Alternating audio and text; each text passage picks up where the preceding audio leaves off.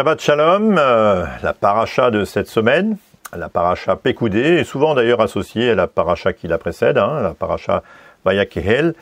Mais dans cette présente vidéo, je souhaite rester sur le récit de Pekoudé en particulier. Alors, Pekoudé signifie compte ou répartition ou encore distribution, sous-entendu de tous les matériaux qui ont été nécessaires et qui ont été utilisés à la construction de cet édifice mobile qui était le tabernacle. L'auteur du texte veut souligner avec précision les quantités d'ailleurs de tous les matériaux et leur usage pour la réalisation de tous les éléments du tabernacle, du Mishkan. Alors nous allons voir dans un instant que le choix de certaines matières, leur usage et la description des éléments du tabernacle ont beaucoup à nous apprendre. Le chemin que, je dirais même peut-être l'antichambre, voire la porte elle-même qui mène à une rencontre directe avec Dieu, est un itinéraire riche destiné à préparer tout homme dans son cœur et sa conscience, et ici en particulier pour l'Israélite. Alors, lisons à présent quelques versets au début et à la fin aussi de cette paracha, au chapitre 38, verset 21.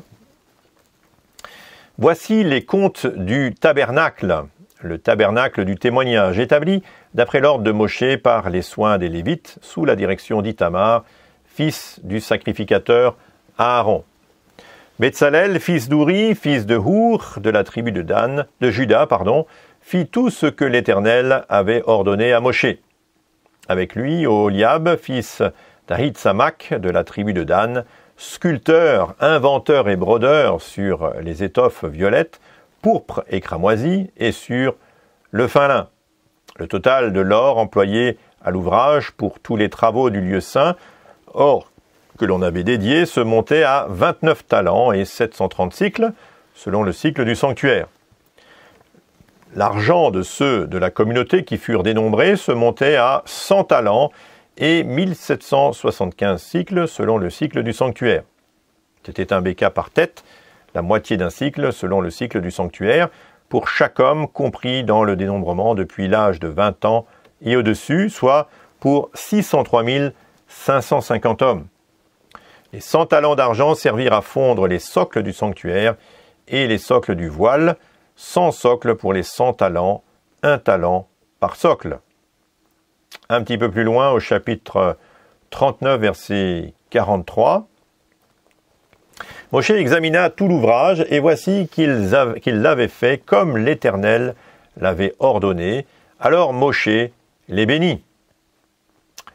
L'Éternel parla à Moshe et dit, « Le premier jour du premier mois, tu dresseras le tabernacle, la tente de la rencontre. » Il dressa, un petit peu plus loin, il dressa le parvis autour du tabernacle et de l'autel, et mit le rideau à la porte du parvis. Ce fut ainsi que Moshe acheva l'ouvrage.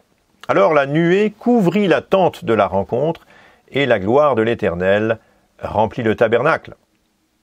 Moshe ne pouvait pas entrer dans la tente de la rencontre parce que la nuée demeurait sur elle, et que la gloire de l'Éternel remplissait le tabernacle. Quand la nuée s'élevait au-dessus le tabernacle, les Israélites partaient à chacune de leurs étapes.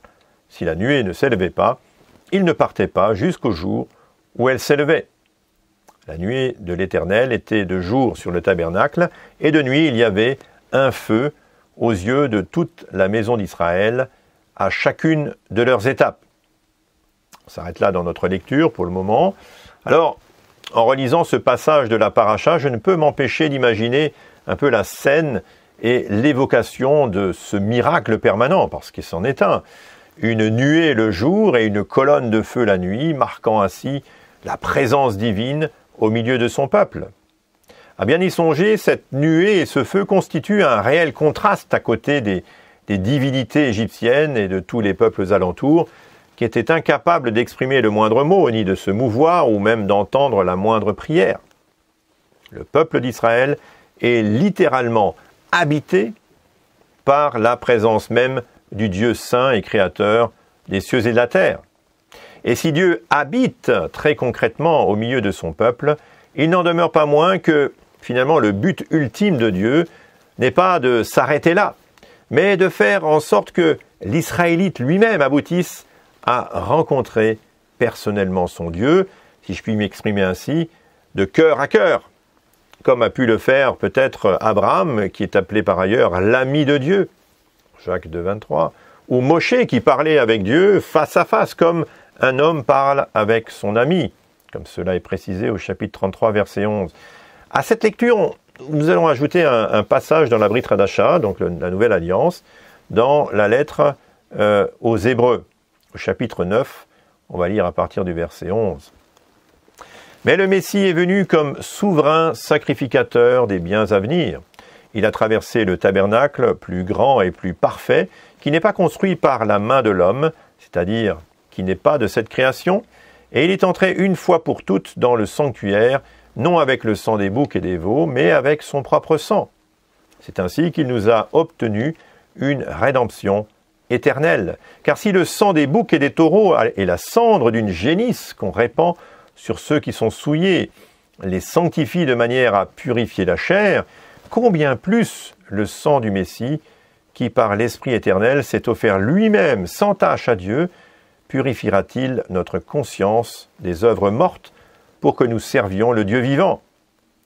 Voilà pourquoi il est le médiateur d'une nouvelle alliance, afin qu'une mort ayant eu lieu pour le rachat des transgressions commises sous la première alliance, ceux qui sont appelés reçoivent la promesse de l'héritage éternel.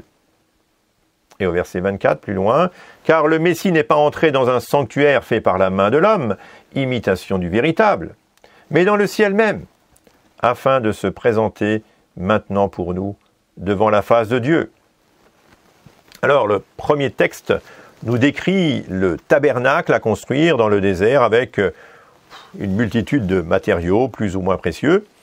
Et la description est très précise et l'usage des ustensiles est rigoureusement expliqué. C'est la première fois en fait que Dieu s'invite en quelque sorte parmi les hommes de façon permanente. Et l'initiative est ici divine, contrairement d'ailleurs à ce qui interviendra plus tard avec le temple. Le tabernacle est construit à l'aube d'un parcours spirituel particulièrement chaotique, il faut le reconnaître pour le peuple d'Israël, mais aussi sans doute l'un des plus riches de son histoire. Le second texte que nous avons lu sera donné bien plus tard par un auteur que nous ne connaissons pas, mais qui s'adresse à des Juifs croyant dans le Messie, Yeshua, et qui ont besoin d'un éclairage sans doute rafraîchi ou renouvelé sur leur vie spirituelle. Le texte présente le lien entre le Messie Yeshua, officiant dans le temple, qui n'est pas fait par la main des hommes, ou tabernacle, pardon, mais on en oublie un peu que le tabernacle dans le désert, en fait, avait été fait à partir d'un modèle, dans le ciel. Mais le sacrificateur qui officie et le sacrifice ne font ici plus qu'un, et la valeur du sacrifice n'est plus ici momentanée ou temporaire, mais éternelle. On a donc quelque chose de bien différent entre la perspective du tabernacle sur la terre et celui du tabernacle dans le ciel. L'enseignement de l'auteur de la lettre met clairement en parallèle les deux tabernacles d'ailleurs, celui dans le désert et celui dans le ciel, le sacrifice et le sacrificateur, avec Yeshua lui-même dans son rôle et son œuvre de rachat sur la croix.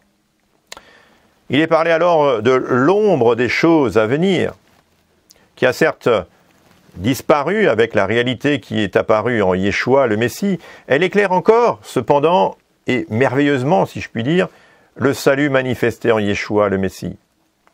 Le lien entre l'allégorie, la réalité terrestre, puis entre ce qui est appelé à demeurer passager, en regard de ce qui va demeurer éternellement, peut alors nous paraître un peu diffus ou confus. Avec la disparition du tabernacle et de ses éléments, la tentation est grande peut-être d'abandonner dans l'oubli l'enseignement fondamental et prophétique de ce qui a été un tabernacle dans le désert relativement éphémère, quelques siècles seulement. Je vous propose donc de revoir en détail en quoi un certain nombre d'éléments présents dans le tabernacle, construits dans le désert, sont révélateurs de l'œuvre messianique de Yeshua. Alors on ne va pas tout voir, malheureusement, parce qu'on n'a pas le temps, mais au moins quelques éléments. Par ailleurs, il est intéressant de noter que le Rambam, Maïmonide, au XIIe siècle, affirmait une chose assez étonnante. Il disait ceci: depuis la destruction du temple, il est des commandements qui n'ont pour action que le support du verbe, à savoir les sacrifices. Un langage un peu alambiqué, il faut bien le reconnaître quelque part. Mais le Rambam nous dit dans son guide des égarés que dans les temps futurs, les sacrifices n'auront plus cours. Et cependant, nous continuerons à les étudier comme si la lecture de ces textes, de ces éléments relatifs au sacrifice révélait toute la sainteté de ce précepte, ou on pourrait dire aussi de tout ce que Dieu veut nous communiquer à travers ce modèle. Nous allons donc un peu, en quelque sorte, suivre son conseil et tenter de élucider un petit peu les mystères autour de ces différents éléments dans le tabernacle. Alors, le tabernacle était placé au cœur du peuple selon un ordre bien précis. De là, la nuée ou la colonne de feu dirigeait le peuple d'étape en étape dans le désert. Notons que c'est la première fois que Dieu vient habiter au milieu de son peuple, ce qui augure d'ailleurs la venue du Mashiach, du Messie, bien plus tard, en la personne de Yeshua, qui lui aussi viendra habiter et marcher au milieu de son peuple. Les éléments de cette construction mobile et les ustensiles avaient donc une valeur hautement symbolique. Ils représentaient d'une certaine manière le chemin qui mène à Dieu. Les sages juifs ont imaginé alors que le sanctuaire du tabernacle constituait une sorte de réponse de Dieu au grave péché d'Israël avec l'histoire du veau d'or. En effet, auparavant, Dieu se tenait quasiment au milieu de son peuple et attendait de lui une vénération somme toute relativement sobre, simple. Relisons en Exode 20, verset 23. « Vous ne ferez pas à côté de moi des dieux d'argent ni des dieux d'or, et vous ne vous en ferez pas. Tu me feras un autel de terre sur lequel tu offriras des holocaustes, tes sacrifices de communion, ton petit et ton gros bétail. Partout où je rappellerai mon nom, je viendrai vers toi et je te bénirai. » Pour les maîtres du judaïsme, lorsque le peuple se corrompt, Dieu en quelque sorte vient restreindre sa présence et finalement il la confine à une sorte de bastion qu'ils vont appeler le tabernacle.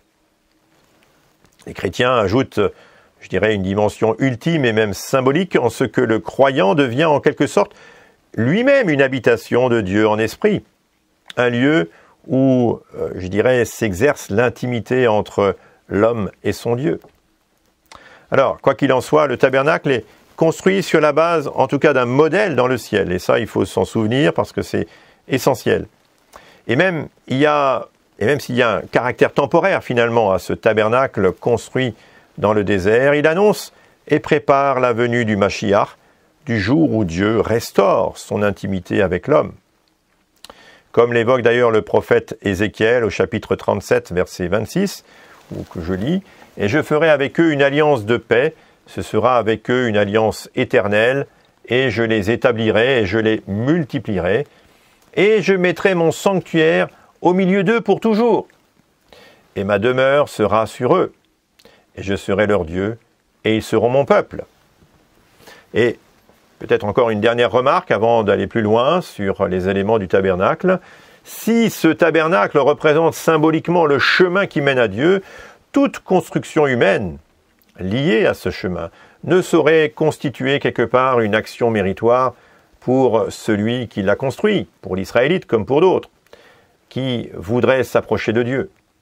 Alors voyons à présent, alors pas tous les éléments, mais quelques éléments de ce tabernacle qui nous permet de saisir ce chemin qui mène à Dieu. Il y a d'abord ce qu'on appelle peut-être la porte, tout simplement, parce que c'est celle qui permet d'accéder à l'enceinte du tabernacle. L'accès d'ailleurs à cette enceinte se faisait donc par une porte unique orientée à l'est, au soleil levant. Cette porte était constituée d'une sorte de rideau, en fait, de 4 couleurs différentes. Celle admise habituellement était donc azur, le bleu du ciel, pourpre, couleur de la royauté, en tout cas couleur symbolique de la royauté, cramoisi, couleur du sang, et le blanc aussi, couleur de la sainteté ou de la pureté. Alors ces couleurs peuvent être comprises de plusieurs manières, et l'hébreu ne permet pas vraiment d'être sûr à 100%, d'être absolu en tout cas sur le sens à donner à toutes ces couleurs qui peuvent être traduites parfois différemment. Mais les Israélites apportaient à cette porte toutes sortes d'offrandes et les sacrifices qui devaient être offerts sur l'autel. Ce qui est important en tout cas à retenir est le fait qu'il n'y avait pas plusieurs portes, mais une seule porte d'accès au tabernacle. Il ne fallait pas espérer alors y entrer par un autre chemin.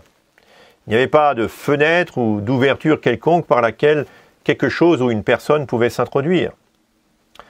Alors bien sûr, il va sans le dire que Yeshua a incarné la porte.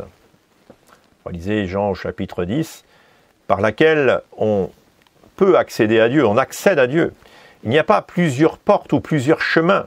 Celui qui tente de forcer l'entrée par une autre voie est un brigand, un voleur, nous est-il dit dans l'Évangile. Les prophètes le déclarent également, il n'y a qu'un seul sauveur, c'est l'Éternel, et en dehors de lui, point de salut. Ésaïe 45, versets 21 et 22. Alors, je ne reviendrai pas sur ce que j'ai déjà dit au sujet des 3 portes successives, qui portent les noms de chemin, vérité et vie. Le fait de ne parler que d'un seul accès à la divinité est-il un message intolérant? En tout cas, cela peut être interprété comme tel. Dans notre société qui a relativisé la vérité pour ne plus tolérer celles et ceux qui en affirment qu'une seule, le message peut être un peu embarrassant.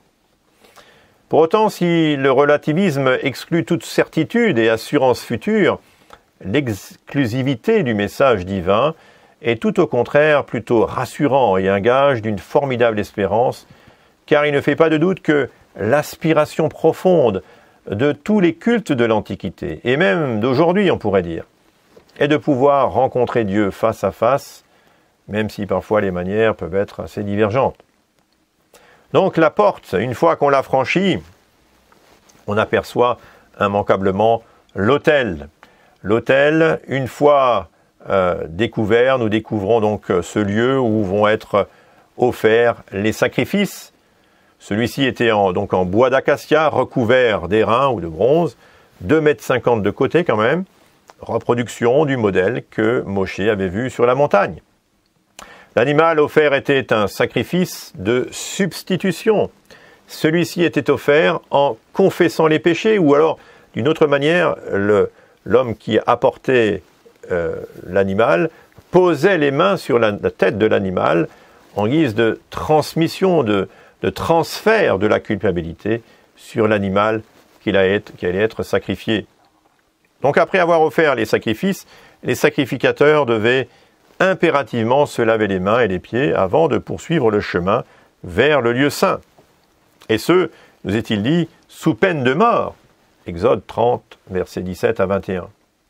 Cela peut paraître un peu étrange que le fait de ne pas se laver les mains ou les pieds pouvait conduire à la mort. Mais n'imaginons pas un seul instant quelqu'un venir à la porte sans la moindre offrande, sans le moindre sacrifice. Et en cette circonstance, c'est la foi qui conduit l'homme à s'approcher de la porte. L'offrande ne constitue pas un mérite, mais plutôt le reflet d'une vie offerte pour une autre. On est dans un transfert, une substitution.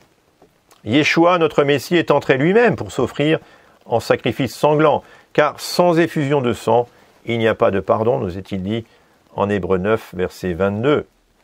La première ordonnance relative au sacrifice est en définitive celle qui est au sujet du sacrifice de Pessah. Au moment de la sortie d'Égypte, le sang est répandu sur une porte, sur ses linteaux, et le sacrifice est celui du rachat pour le premier-né qui se trouve dans la maison. Tous les premiers-nés des animaux, mais aussi des êtres humains, devaient être rachetés. Et dans notre paracha, il est évoqué cela au chapitre 38, versets 25 à 27. L'argent ainsi récolté devait servir dans la réalisation du tabernacle. Mais on va y revenir brièvement dans un petit moment. Alors que le Midrash évoque Pessah et la sortie d'Égypte comme une préfiguration du Messie et de ses souffrances, on peut clairement comprendre que le sang sur la porte et ses linteaux parle du Mashiach, lui-même le fils premier-né qui donne sa vie pour le rachat du peuple d'Israël. hors de la porte, pas de salut. Sans le sang, pas de pardon, pas de rédemption. Tout se passe à travers le sang versé. Ainsi donc, si nous nous approchons de Dieu, il doit y avoir un sacrifice. Yeshua, dans son offrande de lui-même en sacrifice, accomplit un sacrifice d'une valeur permanente. Il représente en quelque sorte l'Ola, le sacrifice perpétuel offert le matin et le soir. C'est ainsi que nos consciences, une fois pour toutes, se trouvent purifiées, ce que ne pouvaient faire véritablement les sacrifices d'animaux. Yeshua est l'agneau de Dieu qui ôte le péché du monde, nous déclare Jean le baptiseur. Et l'auteur de la lettre aux Hébreux d'enfoncer le clou, si j'ose dire, en soulignant que Yeshua, par son sacrifice, nous a acquis une rédemption éternelle. Alors, tous ces indices entre ce qui est passager et ce qui est éternel doivent nous rappeler que le rachat et la rédemption passent par le sang versé. Celui des animaux était le reflet de celui du Mashiach qui devait se donner plus tard. Autre élément présent dans l'enceinte du tabernacle, et qui était même assez imposant, c'était la cuve d'airain, la cuve de bronze. Les sacrificateurs se lavaient dans une cuve en airain, et les Israélites avaient apporté pour fabriquer cette cuve beaucoup de matériaux, et notamment de l'or, 1,5 tonnes, de l'argent, 5 tonnes, de l'airain, donc du bronze, 3,5 tonnes également. Nous savons qu'à la vue d'ailleurs des richesses accumulées à l'époque contemporaine de Moshe et des pharaons, ces quantités n'avaient rien de farfelu, donc c'était des quantités conséquentes, certes, mais tout à fait réalistes. Et donc ce bronze provenait notamment des miroirs de très grande valeur des femmes israélites. Ces femmes qui se regardaient dans des miroirs qui étaient un métal qui était particulièrement poli pour refléter finalement l'image. Alors en souvenir de la générosité de ces femmes, Moshe ordonna d'utiliser donc ces miroirs pour confectionner la cuve d'airain. Ces femmes n'en perdirent d'ailleurs ni leur beauté ni leur bonté. Elles nous ont laissé plutôt un exemple de générosité et de consécration. Les commentateurs juifs et chrétiens s'entendent pour dire que la parole de Dieu est le miroir de l'âme. Elle révèle les pensées profondes du cœur et transforme les vies de ceux qui s'appuient sur ses promesses. Elle révèle en particulier la condition de l'homme pécheur, mais révèle aussi le moyen d'être pardonné, d'être purifié. De même, la cuve d'airain faite de miroirs contient l'eau qui purifie les sacrificateurs, en tout cas, nous est-il dit, afin qu'ils vivent en entrant dans le lieu saint. Personne parmi les sacrificateurs ne pouvait entrer dans le lieu saint sans s'être au préalable laver les mains et les pieds. Aujourd'hui, par la foi en Yeshua, Rédempteur d'Israël, nous sommes purifiés mieux encore que par l'eau de la cuve. Ce sont nos consciences qui sont ainsi purifiées de toute souillure. Ainsi donc, les sacrificateurs devaient de même impérativement examiner leur conscience avant d'aller plus loin dans le lieu saint, et ce sous peine de mort. C'est ainsi que, en se lavant les mains et les pieds, ils pouvaient prendre le temps, si j'ose dire, d'examiner leur conscience. Encore quelques mots sur la tente du lieu saint et le lieu très saint aussi. Donc cette tente faisait 5 mètres de hauteur, 5 mètres de largeur et 15 mètres de longueur. Pas immensément grand, mais quand même. 3 des côtés étaient constitués de grandes planches d'acacia recouvertes d'or pur. Ces planches reposaient sur des socles d'argent, cet argent même d'ailleurs du rachat des premiers-nés d'Israël, dont j'ai parlé il y a un moment. J'évoquais déjà cet argent au début de la paracha. En définitive, tout l'édifice repose en quelque sorte sur cet argent du rachat. La rédemption d'Israël n'est possible que par le principe du rachat, de la rédemption. Du reste, cette paracha se nomme d'ailleurs aussi Shekalim. On dit la paracha Pekoudé Shekalim. Les Israélites devaient donc payer un certain montant équivalent à 5 Shekalim par tête, par personne, recensée. Shekel signifie aussi en hébreu un poids et a la même valeur numérique que Nefesh, qui signifie aussi souffle ou âme. Une autre manière, sans doute, d'évoquer le prix du rachat de l'âme ou de la vie de chaque Israélite. Le temps nous manque d'ailleurs pour évoquer l'autel des parfums, le chandelier, le voile, l'arche de l'alliance, bien sûr, et de son contenu. On y reviendra peut-être une autre fois. Le tabernacle et le temple plus tard sont, d'après l'Écriture, l'ombre des choses à venir, l'expression de réalités futures.